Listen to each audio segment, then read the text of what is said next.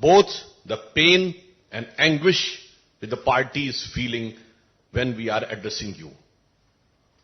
कारण यह है कि भारत में लोकतंत्र, न्याय व्यवस्था के प्रति अपमान और तिरस्कार की सभी सीमाएं विपक्षी दल लांघते जा रहे हैं।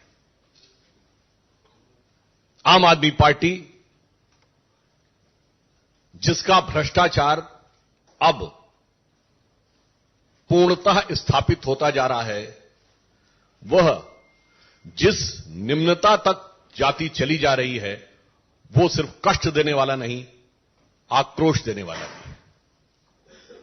आप सभी को ने यदि ध्यान दिया हो, सीबीआई कोर्ट ने कल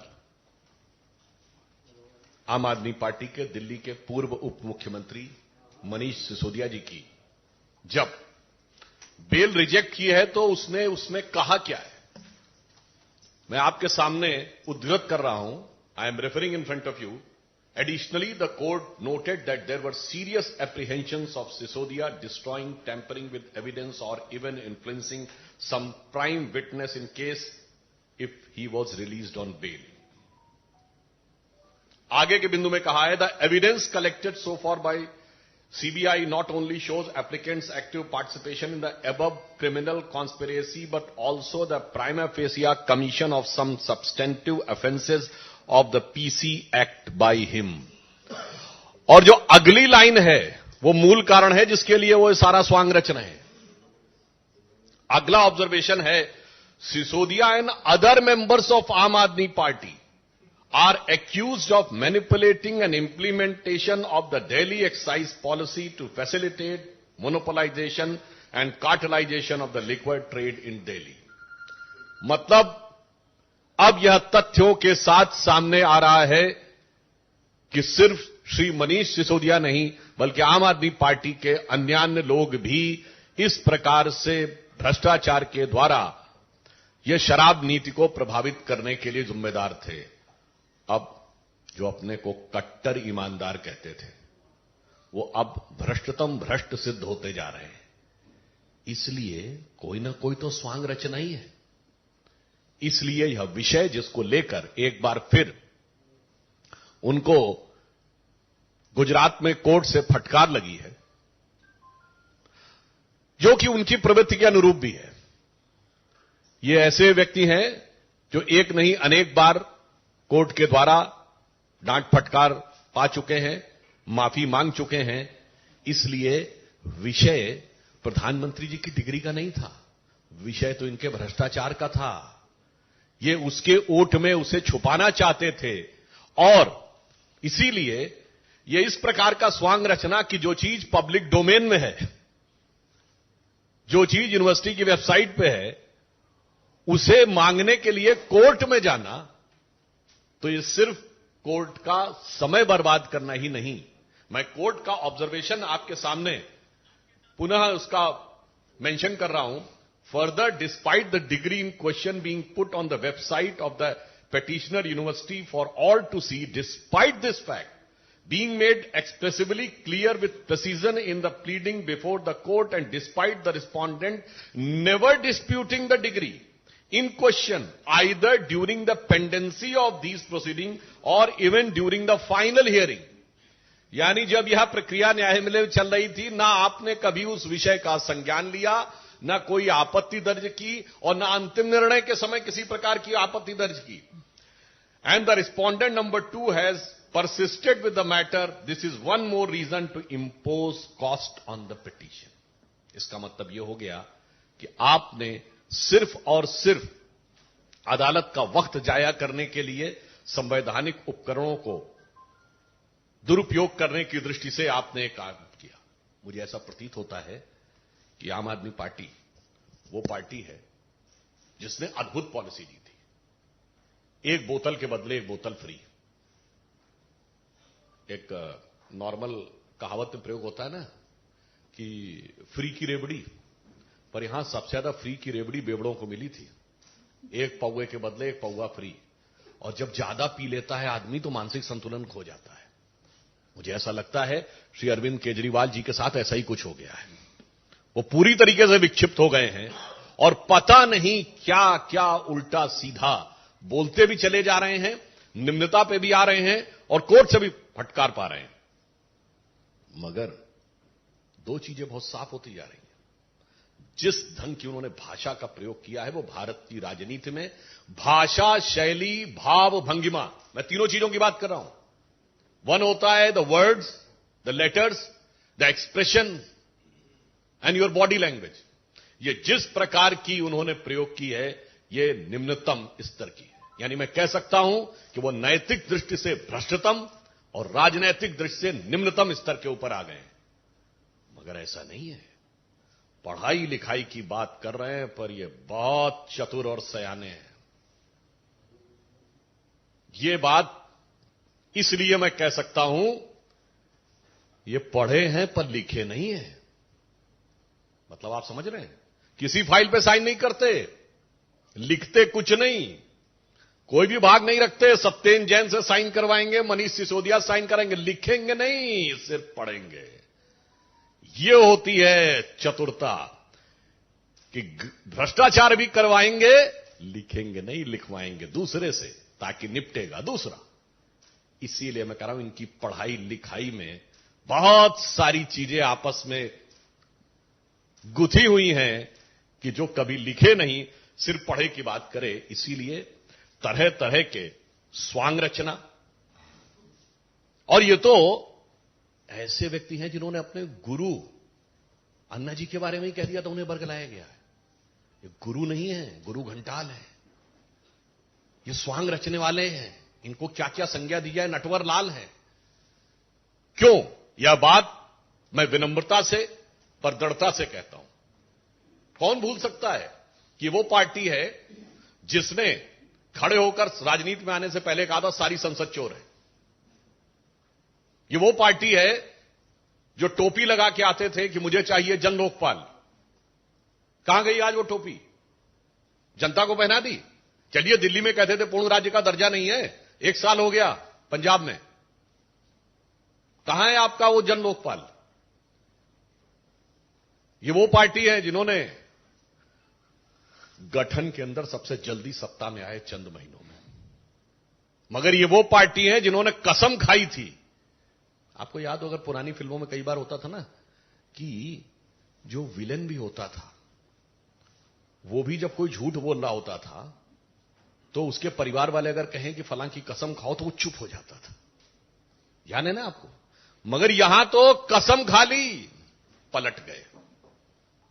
वो वैगनार हरी बत्ती वाली नहीं दिखती। मैं बंगला नहीं लूंगा, ले लिया। मैं सिक्योरिटी नहीं लूंगा, ले लिया। मैं विनम्रता से पूछना चाहता हूं, एक बिंदु बताइए जिसके ऊपर इन्होंने अपना स्टैंड कायम रखा हो।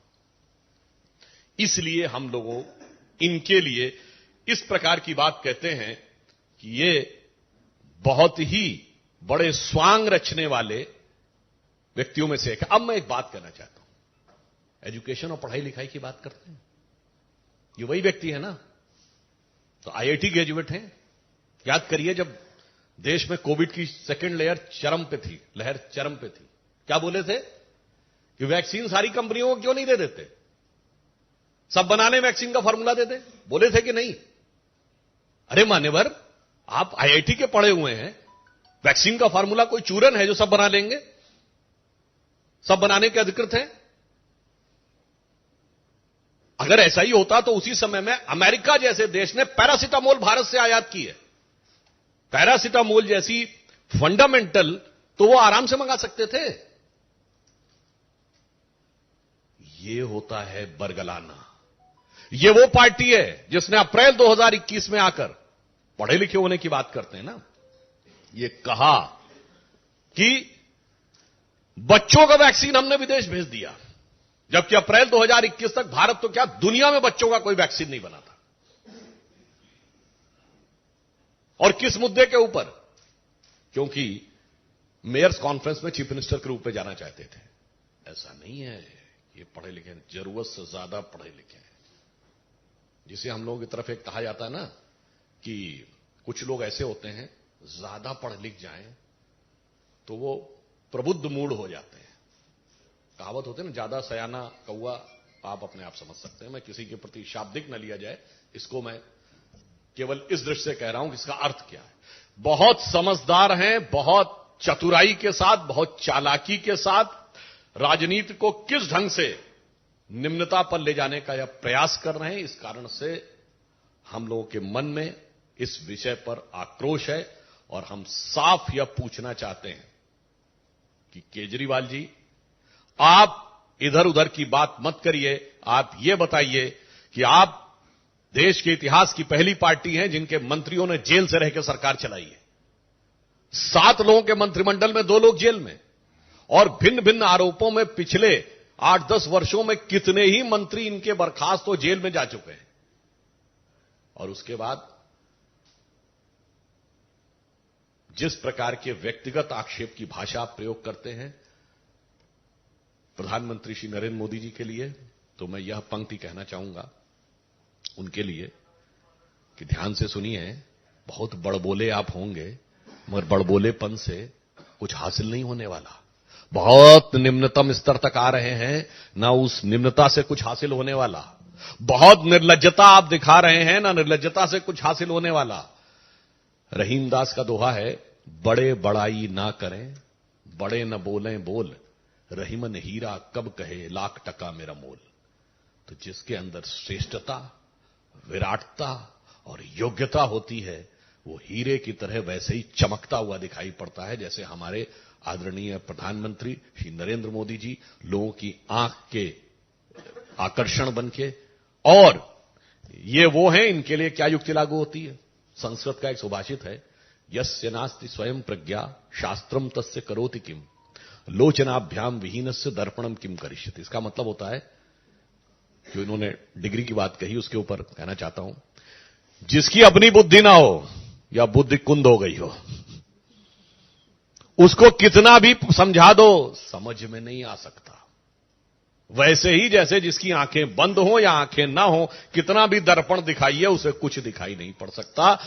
तो केजरीवाल जी उस प्रकार के व्यक्ति हैं जो आंख बंद करके जो देखते को ही देखना नहीं चाहते, तो उसे कुछ नहीं दिखाया जा सकता।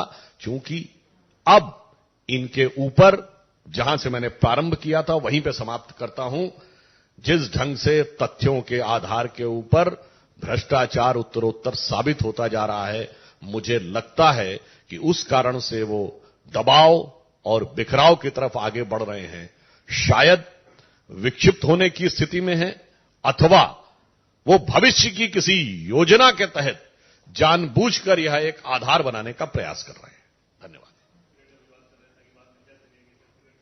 कई संभावनाएं हो सकती हैं, क्योंकि जिस प्रकार से जांच में उत्तरोत्तर चीजें सामने आ रही हैं, तो हो सकता है कि भाई जिसने किया होता है कुछ, तो उसे तो पता होता ना कि मैंने क्या किया है। जैसे जब परीक्षा का समय चूंकि चल रहा है, इसलिए याद दिलाना चाहता हूं कि जब फ्लाइंग स्क्वाड आता है सचल दस्ता निरीक्षण करने, तो जिस बच्चे ने अपने पास पुर्ची रखी हुई होती है, उसे पता होता है, तो कई बार वो पहले से भी विलाप करना या प्रलाप करना शुरू कर सकता है, क्योंकि उसे पता होता है कि जब मेरी बारी आएगी तो मेरे पास से वो पर्ची बरामद हो जाएगी।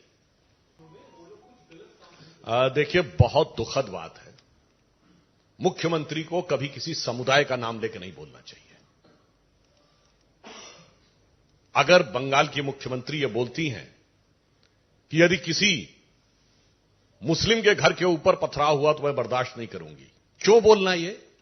और क्या ये प्रिजम्पशन है, या ये पहले ही एक समुदाय को, यानी हिंदू समुदाय को लांछित करने का प्रयास है?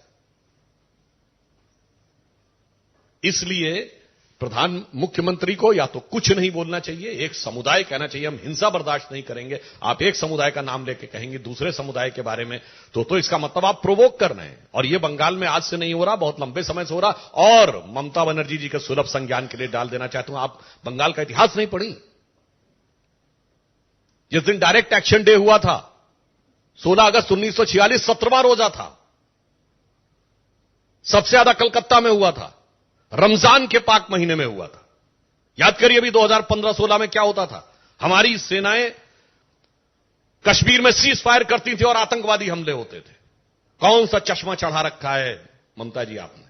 मैं पुनः इस याद दिला रहा हूं, 1946 16th of August, direct action day by Muhammad Ali Jinnah, the worst effect was on Bengal, and that was 17th day of Ramzan. और मुझे ऐसा लगता है कि जैसे सोहरावर्दी था उस समय बंगाल का गवर्नर, और जिस ढंग से उसने सांप्रदायिक नीतियां की थी, कुछ वैसा ही नक्शा कदम यहां नजर आ रहा है। देखिए, जिस ढंग की दुखद घटनाएं हो रही हैं, तो कहीं ना कहीं इनमें बहुत सारा संदेह की संभावना है, और जब जांच होगी तो ऐसे फैक्ट सामने आएंगे कि ये घटनाएं स्वतः स्फूर्त थी या योजनाबद्ध थी, और योजना थी तो किस कारण से थी। ये बहुत सकारात्मक संदेश है, और ये इसलिए अधिक सकारात्मक है क्योंकि विगत 9 वर्षों से हमने एक बार भी पाकिस्तान के साथ ऑफिशियल बायलैटरल डायलॉग नहीं किया है। ये भारत के इतिहास के 75 साल में एकमात्र 9 साल है जब हमने कोई औपचारिक द्विपक्षीय वार्ता नहीं की है। इसके बावजूद यदि सकारात्मक संकेत आ रहा है, तो मुझे लगता है जो लोग हमारी सरकार की और प्रधानमंत्री श्री नरेंद्र मोदी जी के प्रति कितना भी विश्वमन करते हैं, उन्हें देखना चाहिए कि अमृत काल में अमृत की छींटें दिख रही हैं।